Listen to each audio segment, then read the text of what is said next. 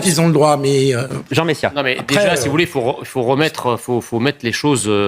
faut regarder les choses en relief. Je veux dire, le PS, aujourd'hui, ne représente qu'une tache invisible à l'œil nu sur le spectre politique français. Regardez quand même les grands élus. C'est un confetti. Non, mais attendez, j'y viens, parce que c'est comme les LR, en fait. C'est-à-dire que en fait, le PS continue à vivre sur un réseau de plus en plus étriqué, d'ailleurs, d'élus locaux, mais en réalité, l'engouement qu'il y a pour le PS, comme l'engouement qu'il y a d'ailleurs pour les Républicains, ce sont deux partis, si vous voulez, qui sont en état d'extinction et en état de mort clinique. Il faut dire ce qui est. Ça, c'est la première chose. La deuxième chose, ce que vous avez passé à l'écran, est absolument atterrant. Enfin, je veux dire, c'est presque une scène d'un jeu vidéo. On a envie de parler de PS5 et non pas de PS.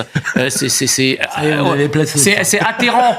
Attendez, ça vous a pas étonné? Voilà, moi je comprends, si vous voulez, que comme vous n'avez pas, comme le PS n'a pas le nombre d'adhérents suffisant, on en vient à bourrer les urnes. Évidemment, c'est de la laque électorale pour faire un effet volume sur les élections. Vous avez fréquenté un parti, donc j'aimerais connaître les résultats. Mais le dernier le dernier parti. J'aimerais savoir exactement comment ça se passe. Il n'y avait qu'un candidat à la tête du parti. C'était plus facile. C'était plus simple. Il n'y avait qu'un candidat chez Jean Messia. Mais le dernier parti politique que j'ai fréquenté, il avait 130 000 adhérents. En l'occurrence, donc c'est pas comparable. Je trouve que moi j'ai écouté M. Pupponi en direct et je suis tombé de ma chaise parce que effectivement, non mais c'est vrai. Parce que je vais vous dire quelque chose. On ne peut pas, si vous voulez, avoir pendant 40 ans fait des leçons de morale aux Français sur ce qui est l'état de droit, sur ce qui est la démocratie, sur ce qui est le pluralisme, sur ce qui est l'intégrité en politique, et se comporter de telle manière, parce que là, c'est insupportable. Mais sur le fond, si vous voulez, le Parti socialiste aujourd'hui, qui est déjà réduit à sa portion congrue, il est divisé entre deux lignes que d'ailleurs la primaire socialiste en 2017 avait déjà tranché. Il y avait la ligne Hamon, qui était une ligne, pour faire simple, islamo-gauchiste. C'est la ligne qui aujourd'hui, c'était ce qu'on appelait Benoît Hamon. Benoît Hamon, laissez-moi finir. Benoît Hamon représentait la gauche kebabiste à l'époque, et effectivement, c'est la gauche qui aujourd'hui rejoint la NUPES. Et la ligne Manuel Valls, effectivement, qui est une ligne plutôt social-démocrate, plutôt régalienne, plutôt républicaine. Est-ce que vous pouvez me dire la dernière fois que le Parti socialiste s'est intéressé aux travailleurs français? Oui, mais c'est pas pardon, mais là on sort du débat. C'est pas le débat. Moi, je ne suis pas favorable à la juridiciarisation. C'est un peu la fin de la juridiciarisation de la vie politique, en quelque sorte, dont on a beaucoup parlé. Alors, la fin, je ne sais pas, mais en tout cas, cette décision-là, effectivement, va à l'encontre d'une tendance constatée régulièrement depuis ces dernières années, où les élus, de quelque ordre qu'ils soient d'ailleurs, sont systématiquement traduits devant les tribunaux. Ça va du maire qui est traîné devant le tribunal parce qu'il n'a pas entretenu un panneau de basket qui est tombé malencontreusement sur quelqu'un et qui l'a blessé ou davantage, jusqu'au ministre. Alors évidemment, pour moi, la sanction du ministre n'est pas une sanction pénale, c'est une sanction démocratique. Sur l'attitude d'Agnès Buzyn, moi, ce que je lui reproche, si vous voulez, ce sont ses mensonges. C'est-à-dire que quand elle vient devant les Français pour leur dire en gros que la crise est maîtrisée, que le risque d'une propagation depuis la Chine... On va l'entendre dans un instant, mais vraiment sur la décision là. Sont restés dans les mémoires, et qu'en réalité, c'est tout le contraire qui s'est passé, et qu'elle dit elle-même qu'en interne, au gouvernement, elle disait le contraire, elle disait au contraire que c'était quelque chose de On va l'évoquer dans une seconde. Mais ça c'est grave, mais ça c'est un mensonge politique qu'il appartient aux Français de trancher dans les urnes et non pas devant les tribunaux. Et que ça aurait des conséquences. Philippe, ça ne justifie donc pas le mensonge. Mais c'est pas un mensonge. Mais si. C'est pas un mensonge. En fait, elle a une incertitude, elle préfère rassurer que dire ce qu'elle craint dans son fort intérieur. Si vous voulez, c'est pas la même chose. Oui, mais on ne peut pas se plaindre, si vous voulez, en permanence du manque de crédibilité croissant de la parole publique si on est amené à justifier directement ou indirectement, explicitement ou implicitement, un tel mensonge. Quand elle dit...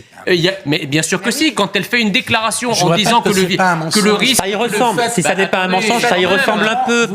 Je pense que le politique se grandirait à reconnaître ses erreurs. Vous faites complètement abstraction du fait qu'on est en janvier. On est en janvier, excusez-moi. Donc à un moment où personne n'est d'accord. Oui, mais attendez, l'Organisation mondiale de la santé n'a même pas déclaré que c'était une pandémie. C'est pas la question, elle dit... Bah si, c'est la question. Non, attendez. Il faut reprendre les termes exacts. Elle fait cette déclaration... Et 2 ans plus tard, elle affirme qu'au moment où elle fait cette déclaration... 2 mois plus tard. Voilà, non, mais exactement. Non, mais là, aujourd'hui... Elle dit, j'ai alerté. Donc pendant qu'elle dit, qu'elle sert ce discours français c'est un procès rassurant, rétroactif. rassurant, c'est un procès rétroactif elle dit qu'elle alerte le gouvernement d'une autre manière. Donc ça, moi j'ai du mal avec ça. Alors moi je veux bien, c'est normal dans l'exercice. C'est normal d'alerter. Mais c'est pas normal de mentir. Excusez-moi, moi j'ai jamais exercé le pouvoir. Vous avez raison. S'il vous plaît, je ne me viendrai pas. Je veux qu'on écoute Karim Abri, Jean Messia. L'histoire de la Ve République montre que lorsque nous avons de fortes mobilisations en France, tant en quantité que sur la durée, le pouvoir lâche toujours. À tel point que dans les années 90, à chaque fois... En 2010, Sarkozy a la réforme de Vaquet, en 95, les grandes grèves, etc. 2006, d'accord, je l'admets. 2003 mais quand même, il y a plus de risques que le mouvement lâche. C'est un mouvement rassemble des centaines de milliers et encore plus s'il dépasse le million sur plusieurs. Regardez les Gilets jaunes. Les Gilets jaunes, effectivement, leur mobilisation a permis au gouvernement de lâcher beaucoup de lest, de revenir sur un certain nombre... bien sûr, il a lâché des milliards quand même. 10 milliards. Il a lâché des milliards. Une réforme, c'était pas une réforme. Peut-être, mais vous savez, moi j'ai composé à la fin des années 90 au concours de l'ENA sur un sujet qui s'appelle « Le pouvoir de la rue ». C'est un sujet. Le pouvoir de la rue. Donc là, la problématique qui se pose au gouvernement, c'est le gouvernement est très impopulaire lui-même, en tout cas Emmanuel Macron est impopulaire, sa réforme l'est encore plus. La mobilisation, c'est la première fois, si vous voulez, depuis très longtemps qu'on voit une mobilisation aussi massive qui, en plus, agrège des secteurs extrêmement différents. Parce que jusqu'à présent, on avait quoi ? On avait par exemple les transports, on avait les raffineries. Là, on a les transports, les raffineries, les pompiers, la police, même des gens du secteur privé. Ça fait beaucoup, 1 million de personnes. Donc, et en plus...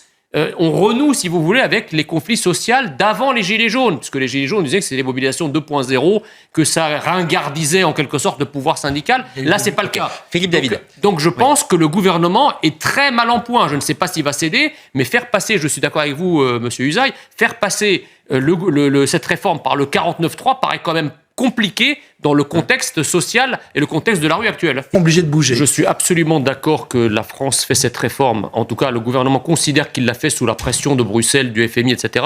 Mais c'est quand même fort de café, si vous voulez, d'exciper de cet argument d'économie budgétaire sur 10 milliards quand on vient d'en lâcher 300 milliards sur le quoi qu'il en coûte et sur exactement et en plus sur l'armée. Donc si vous voulez, soit on excipe de cet argument pour les plus grosses dépenses et dans ce cas-là c'est crédible, soit on ne l'excipe pas. Ça c'est la première chose. La deuxième chose, c'est qu'en réalité, pour assurer le financement du système des retraites, il eût fallu juste avancer l'application de la réforme Touraine à 2027. Et là, on équilibrait le budget. La réalité de la réforme d'Emmanuel Macron, c'est pas d'équilibrer les retraites, c'est de rendre le système excédentaire pour pouvoir financer d'autres dépenses, ce qui n'a jamais été le cas, ce qui n'a jamais été la philosophie de notre système par répartition. Et enfin, le troisième objectif, c'est qu'il y ait, comme c'est quand même des conditions de retraite particulièrement punitives, il y aura de moins en moins de personnes qui vont pouvoir prétendre à une retraite à taux plein.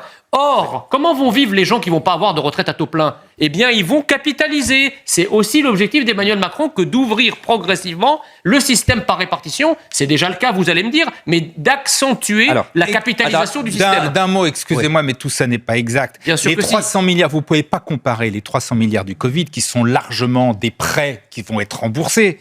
Et les sommes qu'on a sorties vous êtes bien optimiste. Une bonne partie.